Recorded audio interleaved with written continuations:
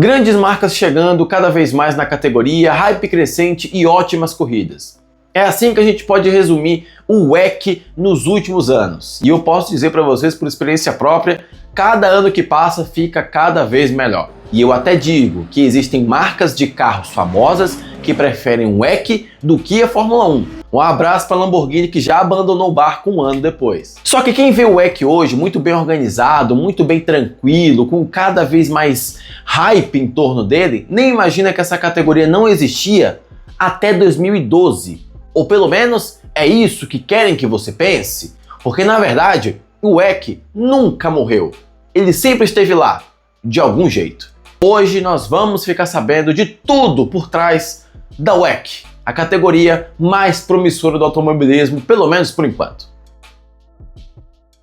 E olá senhores, bem-vindos a mais um vídeo aqui no canal. Eu sou o Fernando, falo de automobilismo, porque dessa vez não é só Fórmula 1. Caso seja novo por aqui, inscreva-se no canal para ver mais vídeos meus e, já de antemão, clica aqui no like já no começo do vídeo para ajudar na divulgação deste, para que mais pessoas vejam este vídeo, que com certeza deu um trabalho para editar, vocês não fazem ideia. E hoje o tema, claro, como você já imagina, é o WEC e como ele se desenvolveu para chegar no que é hoje, com Ferrari e grandes outras marcas. E claro, a equipe do meu coração, a minha querida Toyota. E não perguntem por que eu escolhi torcer para a Toyota no WEC, não quero entrar em detalhes sobre isso. Nos últimos anos e com as mudanças de regulamento no WEC, também nomenclaturas de carros, ela tem conseguido cada vez mais espaço na mídia e conseguido atrair cada vez mais público. E eu não estou falando só das 24 horas de Le Mans que acontecem todo ano, mas sim das outras provas. Por exemplo, o WEC voltou para o Brasil, para 6 horas de Interlagos. E isso tem acontecido ao redor do mundo também. Só que num determinado momento ela chegou a desaparecer, porque o WEC que você conhece hoje, na verdade tinha um outro nome, WSC, World Sports Car Championship.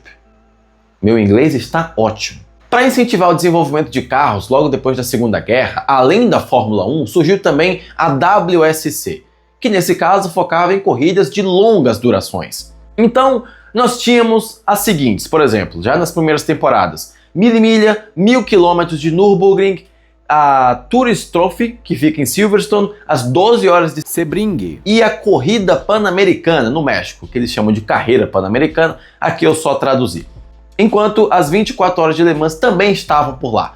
Então, enquanto a Fórmula 1, por exemplo, fazia suas corridas num determinado cenário, as provas da WSC se faziam num cenário que hoje estaria mais voltado para as corridas de endurance, as corridas de resistência. E essa categoria foi desenvolvendo, ano após ano, com altos e baixos, e foi conquistando cada vez mais público e atenção das marcas, principalmente, e esse vai ser o principal ponto do vídeo. As marcas começaram a se interessar cada vez mais nesse Mundial de Endurance, enquanto outras, por exemplo, focavam na Fórmula 1. E assim chegamos na década de 80, sim, 30 anos depois da criação do WSC, quando o cenário da categoria se viu com o incrível e o amado por todos Grupo C, que cabe um vídeo especial aqui no canal e eu fiz questão de não pesquisar muita coisa, porque eu ainda quero fazer um estudo detalhado só sobre o Grupo C, que eu sei que algumas pessoas gostam muito. Mas o que eu posso dizer por cima é que ele foi moldado de uma forma com que o público e as marcas se interessavam cada vez mais. Montadoras como Porsche, Mercedes, Jaguar, Mazda, Aston Martin, Nissan e Toyota, minha querida, estavam presentes e existia sim a torcida por marcas na época. E aqui entra uma questão muito importante. As marcas, por vezes, preferem o Endurance por uma questão mais lógica e barata. O custo para você construir um carro e desenvolver ele no WEC, ou melhor, no WSC por enquanto, é muito mais em conta do que você entrar na Fórmula 1. Uma vez que você vai ter que ficar à mercê de mudança de regulamento e desenvolver um carro novo todo ano. Enquanto nas competições de Endurance nem sempre você precisa fazer isso. Talvez só um retoque aqui e ali já é o suficiente. Então, enquanto algumas marcas preferiam a Fórmula 1 porque dava mais visibilidade, algumas outras preferiam investir nessa categoria que já era emergente porque o custo era menor e o ecossistema também era um pouco mais favorável para desenvolver tecnologia, já que, lembrando, tudo no automobilismo, no fim, é para desenvolver tecnologia para os carros de rua.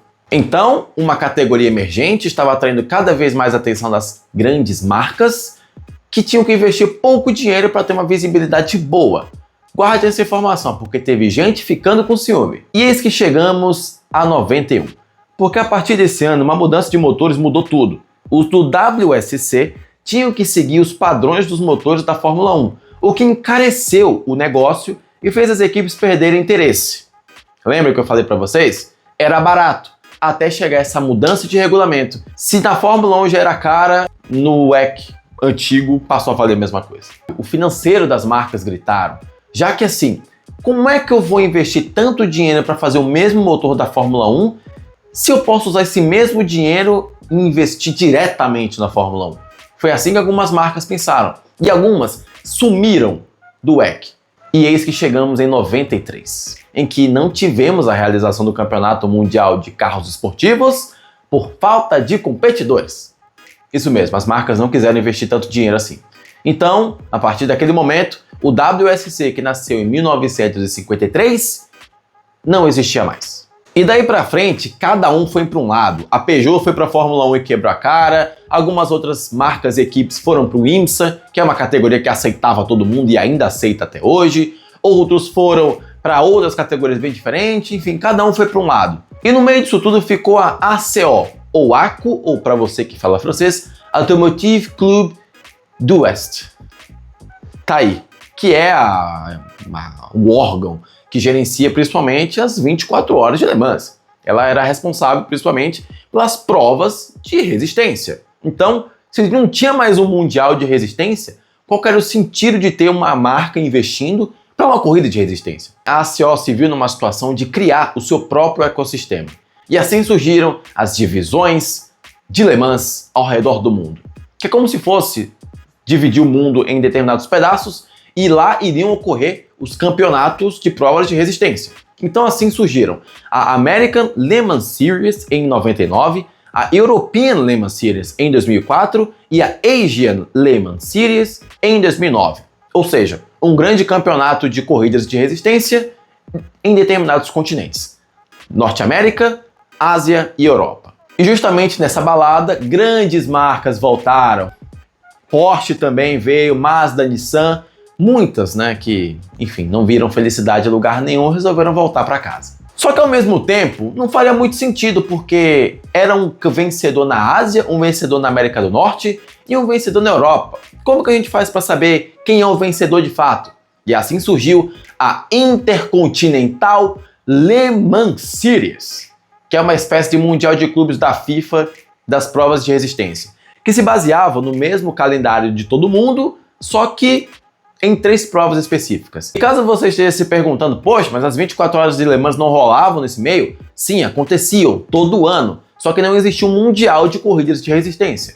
Tinha Le Mans, que durava 24 horas, só que as outras, que duravam 6 ou 12, estavam espalhadas pelo mundo, e essa situação durou até 2012. Porém, a gente tem que voltar um pouquinho para 2009, porque Jean Todt foi eleito o presidente da FIA na época.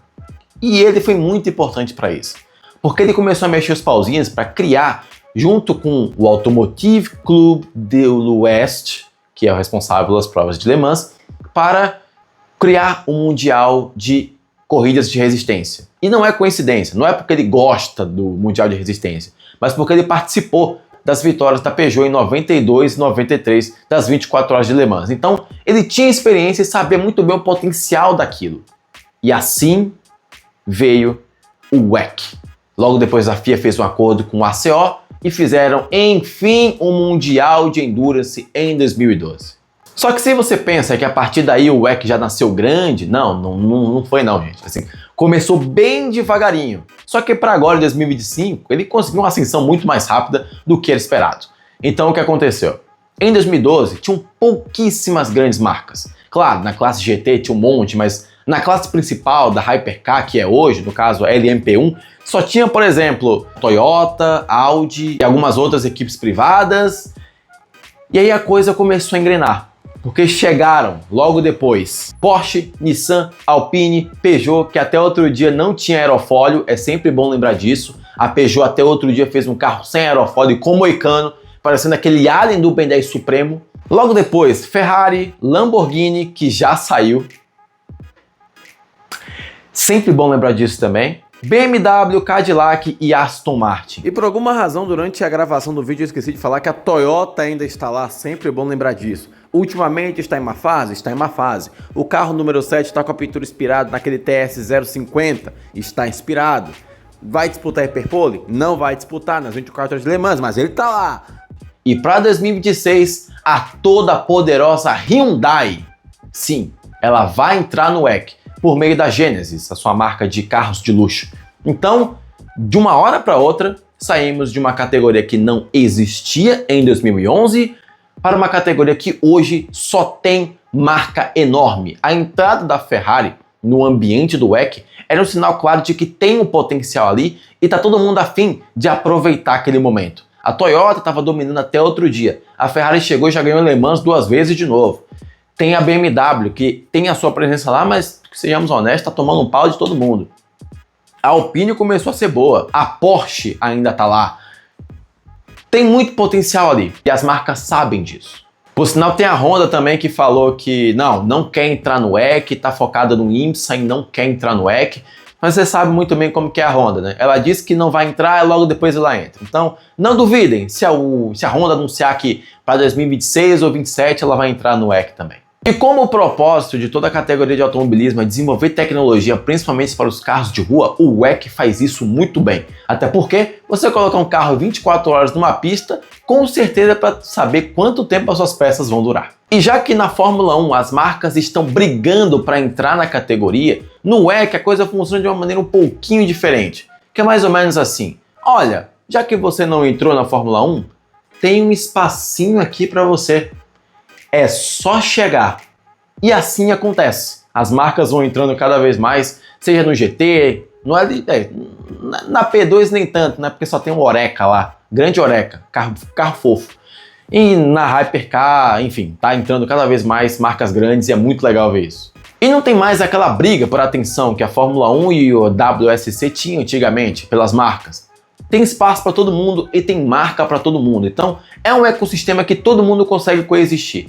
E ao mesmo tempo que a Fórmula 1 consegue ficar no topo do automobilismo como a principal categoria, o WEC pouco a pouco está chegando ali na segunda. Se é que já não chegou, né? Se é que já não chegou. E falando agora do interesse do público, já para finalizar esse vídeo, está crescendo. Claro, não vou dizer que é um crescimento que vai dobrando cada vez mais, porém, na transmissão você consegue sentir que as pessoas estão ficando cada vez mais interessadas. Tem gente que tem carro favorito, tem gente que obviamente tem equipe favorita logo depois que a Ferrari chegou, né? Olha só que coincidência.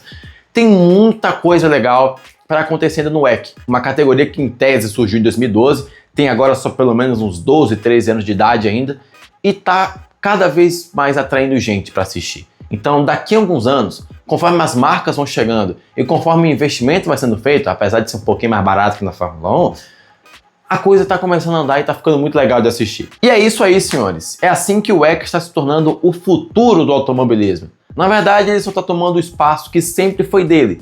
Porém, de algum jeito, acabou perdendo e agora está voltando para o lugar onde nunca deveria ter saído. E é isso, senhores. Essa é a história do WEC. E para você que está pensando em assistir as 24 horas de Le Mans, que vai acontecer nos próximos dias, logo depois da publicação desse vídeo, assista, porque vale muito a pena. Lembrando, esse vídeo não foi patrocinado e não estou sendo pago para falar isso, mas deveria. Assista, vale muito a pena, muito legal. São 24 horas de corrida, mas você vai assistir apenas 8, porque é o normal. Então tá aqui o convite para você. Dito isso, quero saber a sua opinião sobre isso tudo, comenta aqui embaixo. Espero que o vídeo tenha ficado bom, porque eu errei muitas vezes enquanto estava gravando, gaguejei algumas vezes, foram 2 semanas sem gravar vídeo, então por favor me perdoe. Dito isso, comenta aqui embaixo o que você pensa sobre isso tudo, clica aqui no like e se inscreve para ver mais vídeos meus se você é novo por aqui, e eu te vejo no próximo vídeo para falar de Fórmula 1, WEC e até Copa HB20, se duvidar, porque aqui é isso. Te vejo no próximo vídeo.